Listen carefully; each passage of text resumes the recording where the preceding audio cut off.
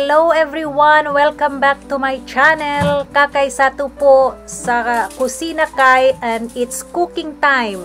So, ang gagawin natin ngayon, sino bang hindi nakakilala sa ating gagawin ngayon? Ang pinaka-paborito ng lahat. Lahat ng edad, bata, matanda at kung ano paman.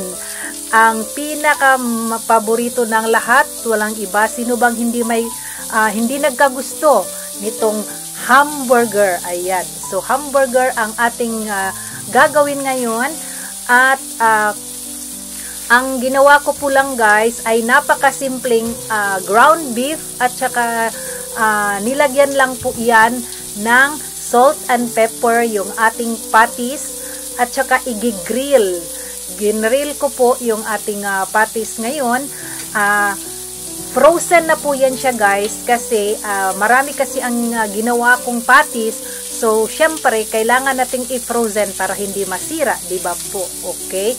So, kaya, ayan. So, feel natin kumain ngayon ng burger. Kaya, ayan. So, cheat day ba? Cheat day natin. Kaya magluto tayo ng burger at gagawa tayo ng sarili nating hamburger.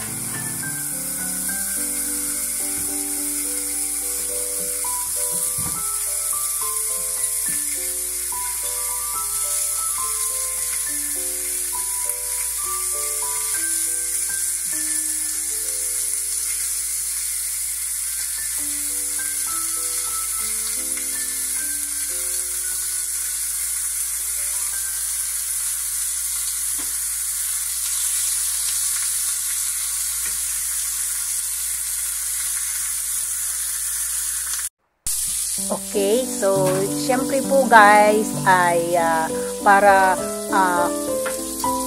maging masarap ang ating burger, ang ating lalagyan na po ng ating next na topping ang ating burger, which is ang cheese. So di ba po, ang cheese po ang isa po sa nagpapasarap sa burger. So nakita ko lang po guys na nung nagtrabaho ako sa isang food chain, hindi natin sasabihin ang pangalan kasi hindi naman tayo bayad. So, yan po ang ginawa nila. Ipinatong nila sa nasa nakagrill pa. So, para mas mag-melt yung cheese bago ilagay sa ating burger bun. So, yan po ang ginawa para mas masarap.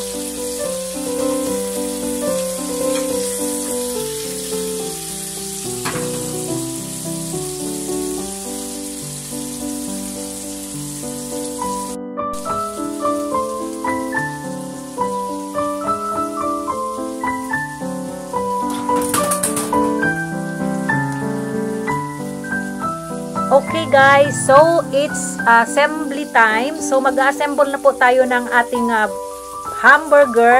So ngayon naglalagay na po ako ng ating dressing.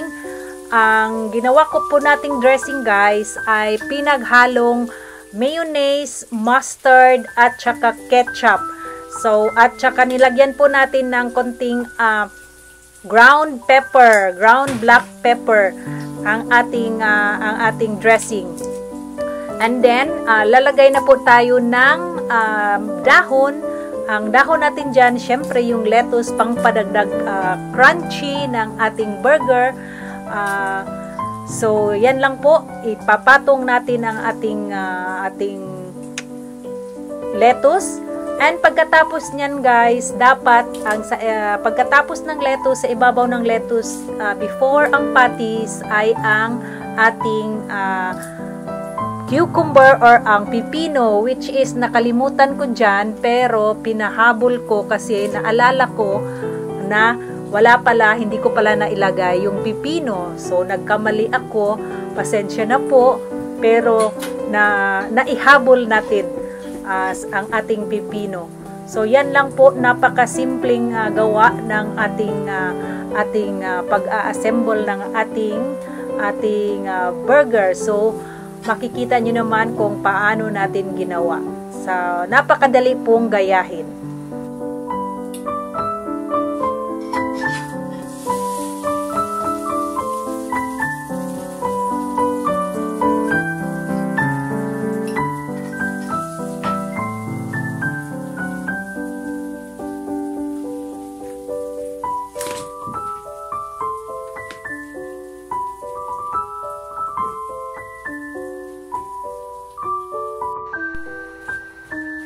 Okay, so yan, nailagay na po natin ang ating patis, pipino at saka lettuce.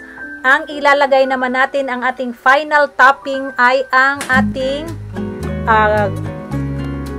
fried onion, pangpadagdag po ng lasa ng ating burger. So, di ba kakaiba yung ating burger, may fried onion sa taas. So, napakasarap po niyan, guys, at napaka-legit na ng ating burger. And then, ilagay na rin natin ang ating kamatis on top of the fried onion. O siya, di ba? Legit na legit ang ating hamburger. And then, dagdagan natin ang ating dressing uli para mas maging masarap. Ayan na po ang ating nilagay. So, di ba?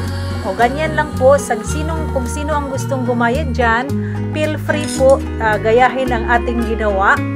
Ang importante lang po, kailangan mayroon tayong ingredients para magawa natin ito. Kasi hindi po natin magawa kung wala tayong ingredients.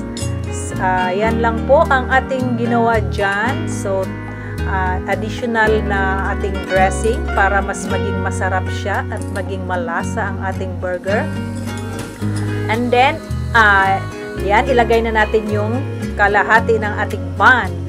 And, ang pinakasikreto guys is lagyan ng toothpick para hindi siya maghiwa-hiwalay pag kinagat natin. Yun po ang pinakasikreto.